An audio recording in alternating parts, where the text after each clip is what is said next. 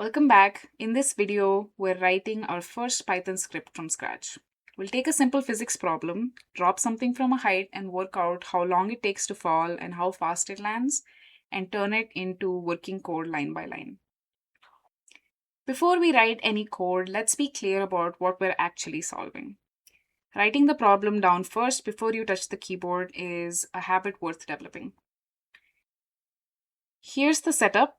We drop an object from a height and we want to know two things: time to fall and the impact speed. We'll ignore air resistance, which keeps the math clean and is a perfectly reasonable approximation for a heavy object over a short drop. So what do we know going in?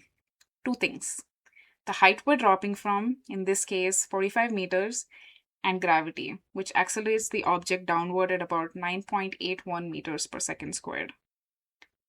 Newton's second law of motion gives us time equals the square root of 2 times the height divided by gravity. And once we know the time, the speed at impact is straightforward. Speed equals acceleration due to gravity multiplied by that time. This is the entire problem. So let's start with a fresh file saved in the same folder we've been working all along. We'll call it freefall.py. Notice the .py extension. So since we're in Spider, we're working with a plain Python script. You could use a notebook, but since we know all of the math that's going in here, a script is simpler to implement. So the first thing I'm going to type out isn't actually going to be code. It's going to be some comments. So drop an object from a height and calculate time to fall and impact speed. Anything after this hash mark is a comment. The Python compiler completely ignores it and only exists for people reading the code. Starting a script with a line of 2, explaining what it does, is a small habit that will definitely pay off when you come back to it later. Spider also colors comments differently, so it's easy to pick out at a glance. So as we saw, we need the square root function to do the math, but that isn't built into Python by default. It exists in a library called the math library. So we're going to be importing that, import math. A library is a bundle of ready-made tools written by a developer. Math ships with Python and gives us things like square root, pi, and trigonometric functions. Writing import math at the top makes all of that available for the rest of the code. You'll almost always see imports at the very top of the script, so anyone reading it can immediately see what it depends on. Now let's declare some variables and put in the two things we are given as part of the problem. So we'll say height equals 45, and then we'll write meters. And then next we have gravity, which is 9.81, and then we'll say in brackets meter per second square. Oops. These are assignment statements: a variable name on the left, an assignment operator, which is the equal to operator, and in the middle, and a value on the right. Python evaluates the right-hand side first and then binds the result to this name. Notice I've put some comments on the ends of these lines with the units. Units are exactly the kind of thing that you'll thank yourself later for writing down. And notice we never told Python what kind of variable these are or what kind of values these are. It works that out on its own. Both of these have decimal points, so Python treats them as floats. This is because Python is a dynamic programming language, and variables are assigned types during runtime rather than strictly defined before. Two things about variable names: they can't contain spaces, which is why you'll see underscores, and it's worth spelling them out completely. height tells you far more than age would when you come back to this later. While we're here, it's worth knowing the handful of types you'll run into constantly. So whole numbers are considered integers. So I'm just writing some down. Numbers with decimal points are called floats. Text is in strings. So this would be a string. True or false would be a Boolean. And a list holds several values together, several different values together.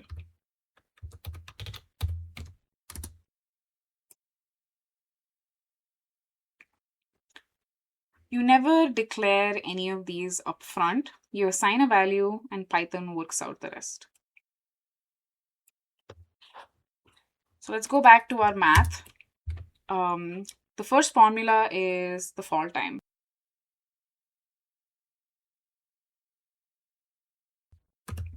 So let's unpack this really quick. The asterisk here is the multiplication sign and the forward slash is the division sign. So this is 2 times height by gravity, as it says.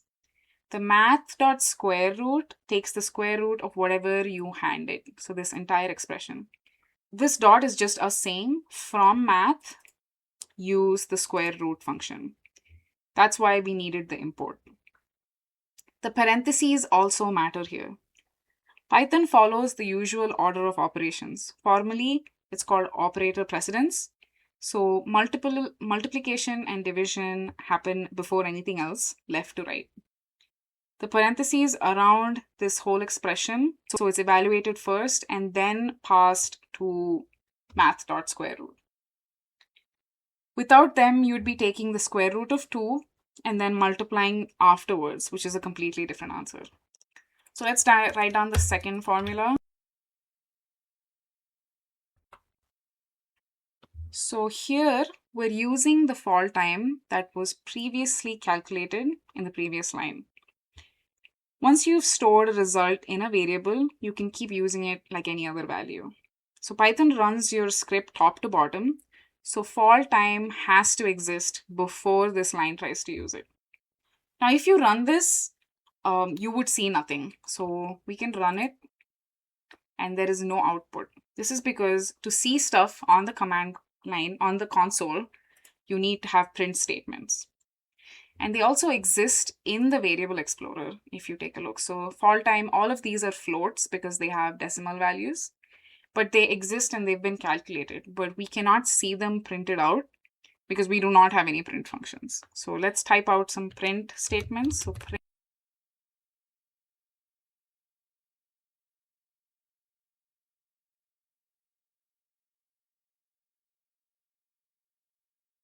So print puts these things in the console. You can hand it several items separated by commas, and then it'll print all of those in order with spaces in between.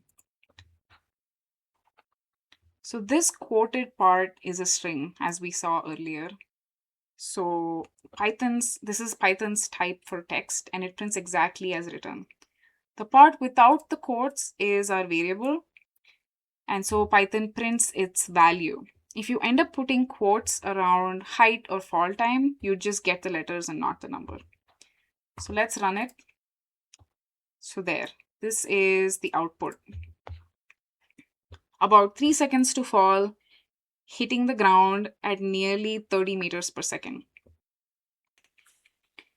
This last piece is an important part of Python syntax. So let's put the speed into context. The value that we calculated was 29.7 meters per second, which is around 65 miles per hour. So let's use that to have a quick check. So if impact speed is greater than 30, let's say, print falling faster than a car on the freeway. Else print falling slower than a car on the freeway. So a few things to notice here. We're using a greater than sign, which is a comparison. This comparison produces a Boolean, which is Python's type for true or false. It works out either if this condition is true, and then it prints this statement, and if it's false, it prints the else statement. So it works out to either true or false, and if uses that answer to decide which block of code to run. Each of these lines ends with a colon. So the colon says a block is coming. And looking closer to the print statements, these lines are indented. In Python, indentation is a syntax. It's how you define a block of code. Every line indented at the same level under the if belongs to that block and runs together as a unit. The same goes for the else. Many other languages mark blocks with curly braces and treat indentation as an optional styling. But Python uses the indentation itself, so getting it wrong is a syntax error. So let's prove that. I'm going to remove this indent and then run the code. So there you get an indentation error. Expected an indented block after the if statement. And notice how nothing ran before this. This is because Python stopped while reading the file before executing anything. So without the indentation, it cannot finish compiling or reading the entire file and figure out whether that line belongs to the if or not. The good news is you rarely type this by hand. Spider indents for you automatically the moment you end a line with a colon and press enter. So let's run this and see that it is in fact slower than a car because we got 29.7. So let's look at the whole thing from the top. We added a comment to talk about what this code does. We imported a library, and the two things we knew did the math and then printed the results. And then finally a check to end with an indented block. That's the complete Python script, and that covers a surprising amount of what you will probably write going forward. The last thing, we'll make a quick change and see if the other branch of the if statement is printed. So I'm going to change the height to 55 and then run. So now it says it's falling faster than the car. That means the impact speed is larger than 30, and so it executes this line instead of this one, which is what it was doing earlier. Everything else changes as well, and now the comparison evaluates to true, and so it does the if statement. It goes through the if block instead of the else block. So in one script, we've covered a lot. We've covered comments, importing a library, creating variables, the basic types Python usually works with, doing arithmetic, printing results, comparing values, and indentation. What matters is that these same pieces show up again and again in everything you'll write from here. In the next video, we'll build on this and start working with collections of data rather than one value at a time.